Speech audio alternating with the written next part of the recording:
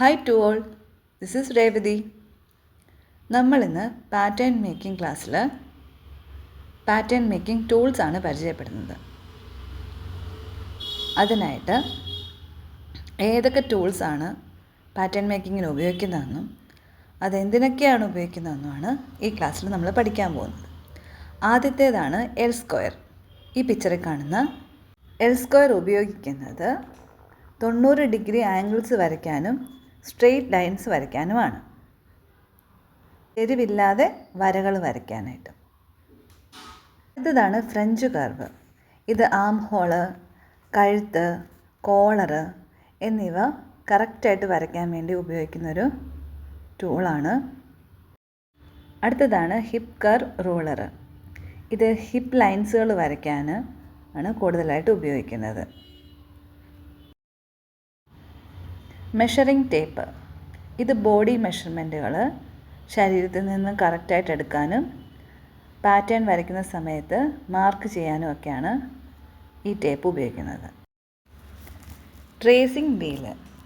ഇത് tracing wheel ഉപയോഗിച്ചിട്ട് തുണിയുടെ മുകളിൽ കൂടെ പ്രസ് ചെയ്യുമ്പോൾ അടിയിലത്തെ തുണിയിലും അതുപോലെ പാടുകൾ വീഴും.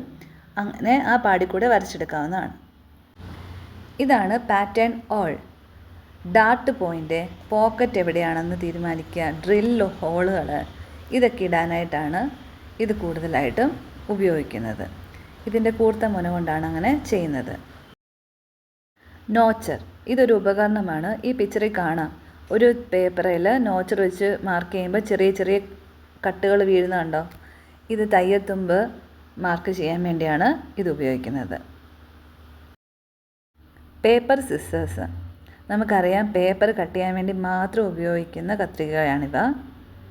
ഇവ കൊണ്ട് തുണി മുറിക്കാൻ പറ്റില്ല, പേപ്പർ കട്ട് ചെയ്യാൻ വേണ്ടി മാത്രമാണ് ഇത് ഉപയോഗിക്കുന്നത്. Pattern paper. പാറ്റേൺ വരയ്ക്കാനായിട്ട് പാറ്റേൺ പേപ്പറുകൾ ആവശ്യമാണ്. ഇത് റോളായിട്ട് മേടിക്കാൻ കിട്ടും. ഇതാണ് പുഷ് പിന്ന്. വരയ്ക്കുമ്പോൾ പാറ്റേൺ അങ്ങോട്ടും ഇങ്ങോട്ടും നീങ്ങിപ്പോകാതിരിക്കാൻ പാറ്റേണിൽ ഇത് കുത്തിവെച്ചിട്ടാണ് വരയ്ക്കുന്നത്. പെൻസിലും പേനകളും. പെൻസിലുകൾ സാധാരണ പെൻസിലുകൾ യൂസ് ചെയ്യുക. റെഡ്, ബ്ലൂ പേനകൾ ഉപയോഗിക്കുന്നത് പാറ്റേണിൽ ചേഞ്ചസ് വരുത്താനാണ്. ഇവയൊക്കെയാണ് പ്രധാനപ്പെട്ട പാറ്റേൺ മേക്കിംഗ് ടൂൾസ്. നിങ്ങൾക്ക് ഈ ചാനൽ ഇഷ്ടപ്പെട്ടാൽ ലൈക്ക് ചെയ്യാനും സബ്സ്ക്രൈബ് ചെയ്യാനും കമൻറ്റ് ചെയ്യാനും മറക്കരുത്. അതുപോലെ അടുത്ത ക്ലാസ്സിൽ പാറ്റേൺ കട്ട് ചെയ്യുന്നതിനെക്കുറിച്ചാണ് നമ്മൾ പഠിക്കുന്നത്. അതുവരെ ചാനൽ വാച്ച് ചെയ്ത എല്ലാവർക്കും താങ്ക് യു.